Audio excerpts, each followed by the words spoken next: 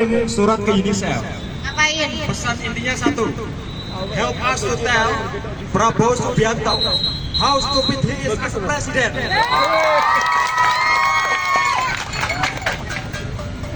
Kaosnya bagus. Kaosnya bagus. Oke. Gimana kaosnya, Pak? Bagus. Kita buat kaos kayak gitu. PO. Saya nggak berdagang kayak Prabowo ya. Nanti yang mau DM saja wes. Nah, tapi nggak usah pesan.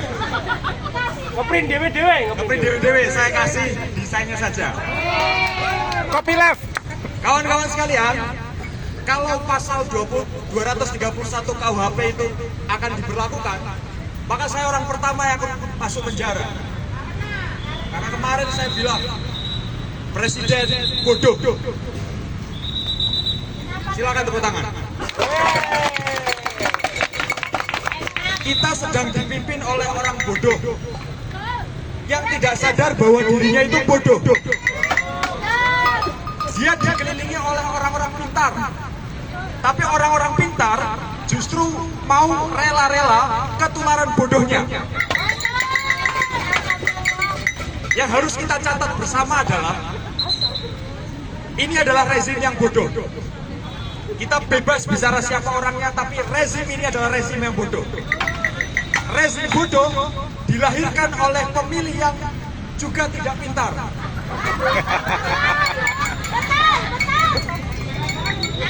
Karena pemilih, ada yang di sini pilih, termasuk 58%.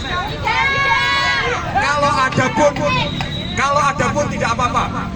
Masih ada waktu untuk bertobat dengan cara melawan sekeras-kerasnya.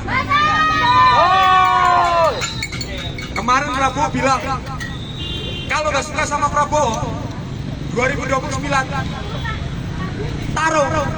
Emang kemarin tarung. Kita masih punya 3 tahun untuk tarung sama Prabowo. Siap nggak kita tarung sama Prabowo? Nah, tapi saya akan jelaskan kenapa saya pakai kaos ini.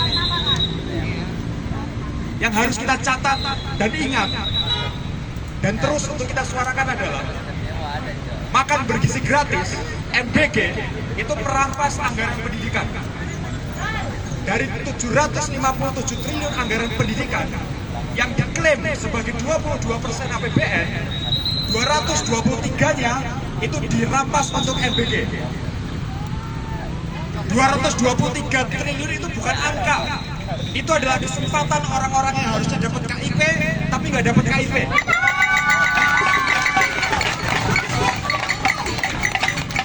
Di kampus ini, di Universitas Gadjah Mada, sebelum ada MBG, kuota KIP itu 1.800. Setelah ada MBG, kuota KIP hanya 800. Berkurang hampir 60%. Kita bersih-bersih di sini ya. Bos, ini kampus yang hari ini punya menteri yang masih menjabat. Ini kampus yang hari ini punya Menko yang masih menjabat. Kalau alumni yang jadi presiden kita bicara ntar lah. Tapi kampus yang kayak gini saja kena efisiensi atas pendidikan 60%. Bayangkan kampus-kampus yang nggak punya menteri, nggak punya relasi kuasa apapun. Kita benci pada relasi kuasa. Tapi bahwa ketika relasi kuasa tidak menjamin apa-apa, maka itu fakta bahwa pendidikan bukan jadi prioritas utama Indonesia hari ini. Total MBG itu kawan-kawan 335 triliun 2026.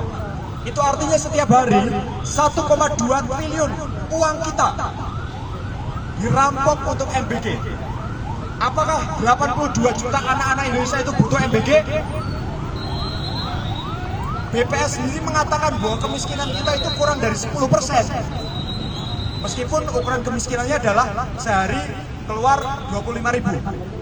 Tapi kalau kita pakai logika yang sama, harusnya yang mendapat MBG bukan semua anak-anak, tapi hanya 9% anak-anak.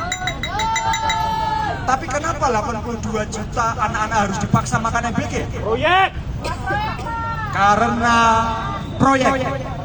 proyek.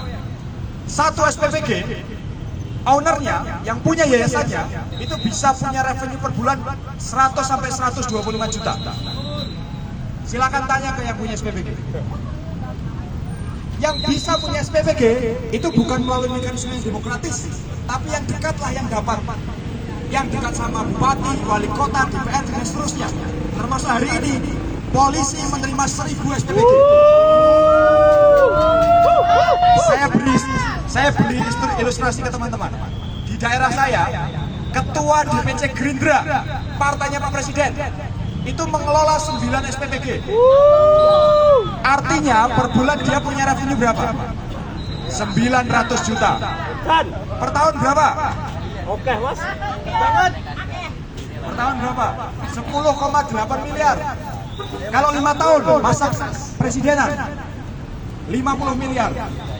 Kalau di 2029 Prabowo nyalon lagi, lalu orang ini sebagai ketua DPC Gerindra harus keluarin 10 miliar untuk menangin Prabowo, kecil apa besar? Kecil. Kecil apa besar? Kecil.